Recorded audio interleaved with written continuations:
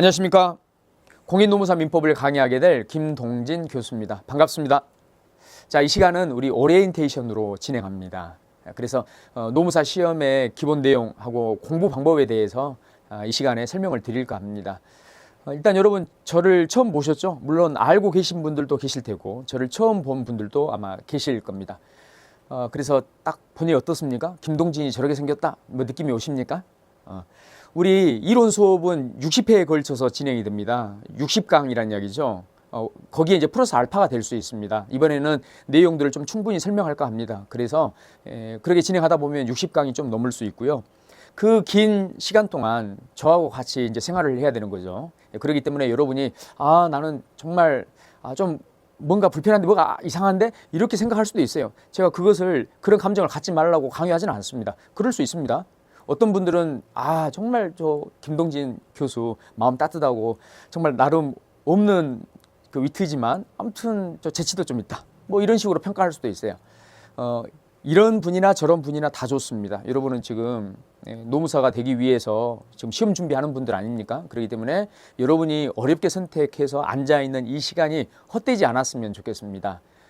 헛되지 않으려면 일단 저에 대한 오픈 마인드가 필요해요. 저에 대해서 좋은 마음을 가지시기 바랍니다. 날카로운 마음으로 저를 찌르려고 하지 마시고 좋은 마음으로 저를 바라봐 주시고, 그 다음 우리 수업 진행할 때 제가 지금 어찌 보면 법 조문하고 우리 교과서에 나와 있는 이 용어들은 이제 법률 용어들이죠. 사실 특수 언어들입니다. 그렇기 때문에 좀 딱딱하고 와닿지가 않을 겁니다. 처음에는 그렇습니다. 그렇기 때문에 그 어려운 이야기들을 다 풀어드릴 겁니다. 우리 그 교재에 나와 있는 이야기들은 우리 주위에서 볼 수 있는 현상들을 그 법률 용어라는 것으로 해서 이렇게 다시 표현하고 있는 것 뿐이거든요. 그 법률 용어, 법률의 표현, 이것을 다시 저는 우리 일상어로 해서 풀어드릴 겁니다. 이렇게 풀어드려야 되는 이유가 여러분이 빨리 그래야만 이해가 돼요.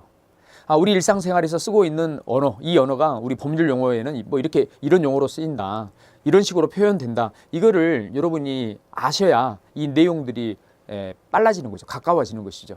그렇기 때문에 어려운 용어들은 다 가급적이면 풀어드리겠습니다. 물론 100% 다 풀어드리진 못합니다. 저도 조금 이해하기 어려운, 좀 말로 표현하기 어려운, 저는 이해되지만 말로 표현하기 어려운 그런 관념적인 부분들도 분명히 좀 있습니다. 그렇기 때문에 너무 지나치게 조금 추상적인 것들, 이런 것들은 수업용 정도, 수업 대비용 정도로만 간략하게 제가 이제 풀어드리고 하겠습니다.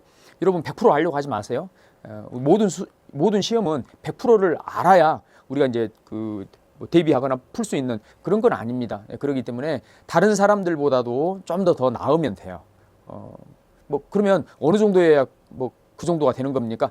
그냥 여러분, 우리가 제가 말씀드린 너무 나가려고 하는 부분은 딱 커트를 하고 기본적으로 시험 범위 내에 있는 것들, 그냥 그것들만 잘 충실히 여러분이 학습을 하시면 되겠습니다.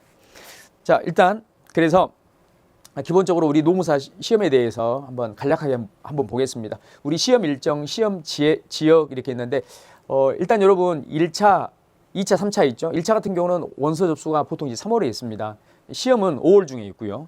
자, 2차, 3차 같은 경우 원서 접수가 7월에 있습니다. 2차 시험은 시험 일자가 8월 중이고요. 3차는 11월 중입니다. 네. 우리 시험 과목 관련해서 2차 시험은 놔두고요. 1차 시험 과목은 노동법 1, 2, 그 다음 민법. 여러분, 우리 민법 같은 경우는 시험 범위가 민법 총칙, 채권법이죠. 민법 총칙과 채권법 이 두 가지만이 대상입니다. 민법은 민법 총칙 다음에 물권법이 나와요. 물권법이 나오는데 물권법은 대상이 아닙니다. 그리고 이 제3편에 채권이 나오거든요. 채권법은 그 시험 대상입니다. 그 다음 그 뒤에 보면 가족법이 있어요. 가족법 하면 친족법하고 상속법을 이제 포함해서 이걸 묶어서 우리가 가족법이라 하는데, 가족법도 그 시험 범위가 아닙니다. 그래서 우리는 민법 총칙과 채권법 이 두 가지만을 학습을 하게 될 겁니다. 그 다음 사회보험법이 있고요. 영어 있고 경제학 원론, 경영학 원론. 이제 경제학 원론하고 경영학 원론은 선택 과목입니다. 둘 중에 하나 택일인 거죠. 택일. 그리고 2024년부터 아마 토익 같은 경우도 유효 기간이 2년에서 5년으로 늘어났죠. 그래서 원래 다만 2년에서 5년으로 이제 늘어났는데 여기 조건이 있어요. 여기 유효기간 2년의 만기가 2024년 1월 이후, 1월 이후에 자, 만기가 되는 경우, 만기가 되는 토익 점수 있죠? 이 점수. 이런 점수 같은 경우 5년으로 이제 늘어납니다. 참고하시고요. 그러니까 뭐 예를 들면 2022년 뭐 2월에 이때 뭐 700점을 넘었어요. 예를 들면 여러분이 700점 넘었다 하면 여기 유효 기간이 원래대로 2년 하면 얼마입니까? 2024년 그죠? 여기 2월 달 아닙니까? 2월 달. 이게 이제 만기죠. 이렇듯이 유효 기간의 기존 그 토익 점수 유효 기간의 만기가 2024년 1월 이후면 이게 24년부터 5년으로 늘어난다. 네. 참고하시면 되겠습니다. 네. 뭐 시험 시간 그렇고 그냥 합격 기준 각 과목 40점 이상, 그다음 전 과목 평균 60점 이상을 득한 자가 합격을 합니다. 자, 민법 구성. 민법은 먼저 1편이 민법 총칙입니다. 그다음 2편이 물권법이고요. 자, 3편이 채권입니다. 4편이 친족, 5편이 상속이죠. 자, 이 4편하고 5편을 우리가 가족법이라 합니다. 가족법. 그러니까 가족법의 구성은 친족법하고 상속법으로 되어 있습니다. 자, 그러면 크게 아무튼 이게 5가지로 나눌 수 있는 5편으로 되어 있는데 이 중에 시험 범위가 되는 것은 민법 총칙과 채권입니다. 자, 출제 경향. 민법 총칙에서 보통 이제 10에서 12문제가 출제가 됩니다. 민법 소론, 권리 일반, 권리 일반에서 한 문제, 권리의 주체에서 2문제, 권리 객체 1문제, 권리 변동 이 부분이 굉장히 중요하죠. 6, 7문제, 기간에서 1문제, 소멸시효 1문제 나온다 보시면 되겠습니다. 그다음 우리 이제 채권법에서는 채권의 목적에서 1문제, 채권의 효력 4문제, 다수 당사자의 채권 관계 1문제, 채권 양도, 채무의 인수에서 1문제, 채권의 소멸 1~2문제 나온다. 그다음 계약 총론 2에서 4문제, 계약 강론 2에서 3문제, 법정 채권 관계 2에서 3문제, 뭐 이렇게 해서 전체적으로 13문제에서 15문제 정도가 이렇게 출제되고 있습니다. 자, 여러분 학습을 할 때 가장 중요한 거 뭘 학습을 할 것이냐? 조문 굉장히 중요합니다. 조문은 그 자체로 출제가 됩니다. 조문 내용이 변형이 되고요. 자, 그래서 중요 조문 위주로 해서 여러분 조문을 읽는 것을 습관하셔야 됩니다. 그러니까 여러분 우리 수업 듣고요. 수업 들으면서 옆에 조문을 놓고 보시는 게 좋습니다. 그다음 판례. 판례는 우리가 우리 일반 법원 있죠. 일반 법원 헌법재판소 말고 우리 민법에서는 우리 일반 법원의 판례가 나오는데 일반 법원 하면 자 1심 법원, 2심 법원, 3심 법원이 있어요. 그죠? 근데 이제 보통 이제 판례하면 대법원 판례를 말하는 겁니다. 어차피 1심, 2심은 3심 따라가기 때문에 대법원 판례가 대표성을 갖는 거죠. 그래서 대법원 판례 위주로 해서 여러분이 공부를 하셔야 됩니다. 자, 판례는 원래 판결 내의 줄임말이죠. 그리고 이 판례를 자 읽다 보면 좀 복잡한 내용의 판례가 나옵니다. 그러면 그 복잡한 내용의 판례가 읽고 나서 이해가 되면 좋은데 이해가 안 될 수 있어요. 그러면 반드시 뭘 해야 되냐면 결론만큼은 여러분이 기억해 두셔야 돼. 그래서 이 판례의 결론은 나 잘 이해가 안 되는데 결론이 무엇이다? 이 정도는 여러분이 기억을 반드시 해 두셔야 됩니다. 그 결론을 아셔야 문제를 푸세요. 아시겠죠? 자, 학설. 학설은요. 우리 이제 통설, 다수설, 소수설 뭐 이런 식으로 나눕니다. 통설은 예를 들면 거의 대부분의 학자가 동의하는 학설을 통설이랍니다. 다수설은요. 통설만큼은 아니지만 상대적으로 더 많은 학자들이 동의하는 학설 이게 다수설. 그다음 소수설은요. 말 그대로 그 소수의 학자만이 동의하는 학설 소수설이라 합니다. 그러면 앞으로 우리 수업 시간에 통설과 다수설은 그냥 같은 개념으로 보시면 됩니다. 구분하는 게 의미가 없어요. 아무튼 통설, 다수설은 그냥 다수설 정도로만 해서 크게 이해를 하시고 그러면 교수님 이게 우리가 다수설, 소수설 얘들까지 알아야 됩니까? 그렇지 않습니다. 여기 일단 중요한 게 다수설인데 다수설은 거의 판례와 견해를 같이 합니다.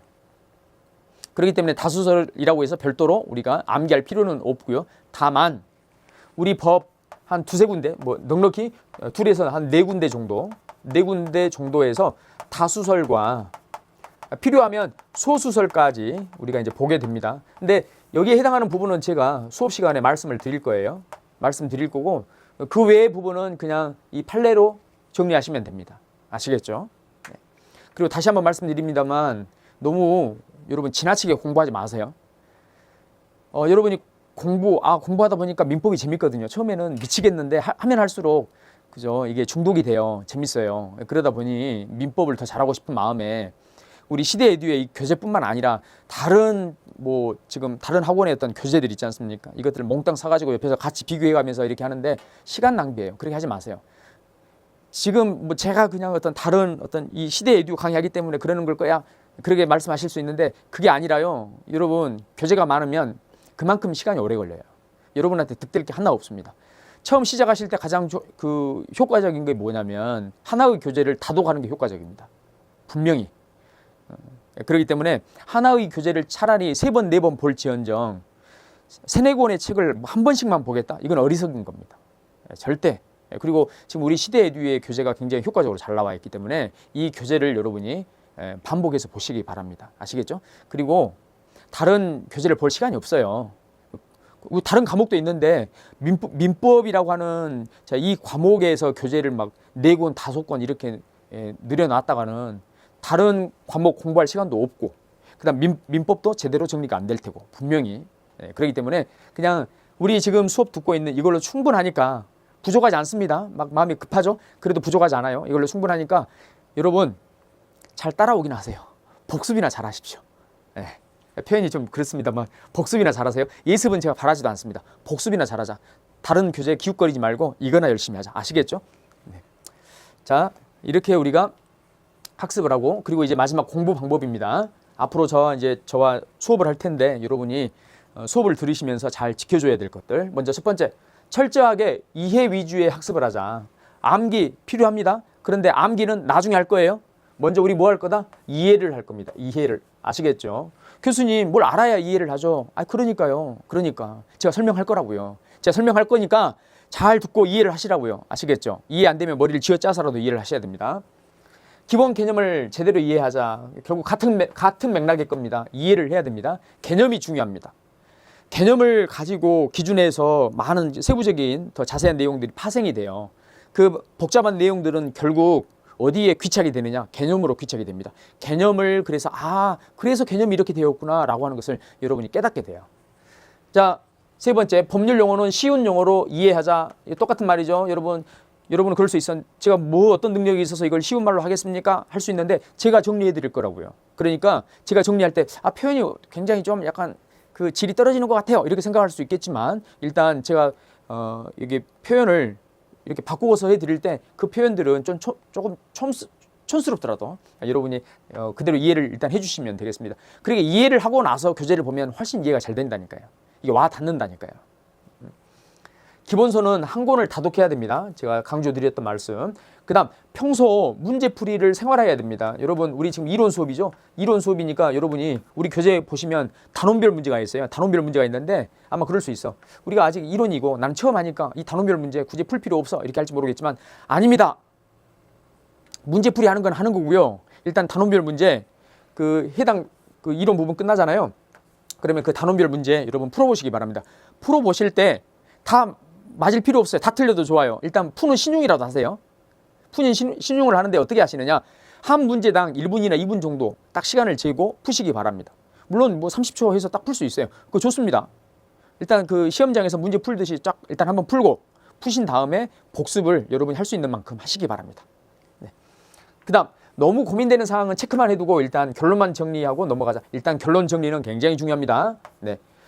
추가적으로 교과서에 메모하지 않기. 교과서에 여러분 찍찍 낙서하고 이거 안 좋습니다. 이런 판서, 이 PPT 나오는 내용들이 있죠. 여러분 이거 받아 쓰고 하면 제대로 설명 못 듣죠. 그렇기 때문에 제가 자료를 다 만들어서 나눠드릴 겁니다. 그렇기 때문에 그 자료 보면서 같이 수업을 들으시면 돼요. 들으시면 되는데 또 어떤 분들은 그렇게 말씀을 드렸는데 교재에다가 찍찍찍 뭔가 갈겨 쓰고 그래야 속이 풀린다는 거죠. 그래 하지 마세요. 왜요? 한 번 끝나고 두 번째 보려면 책이 더러워서 볼 수가 없어. 기분 나빠서.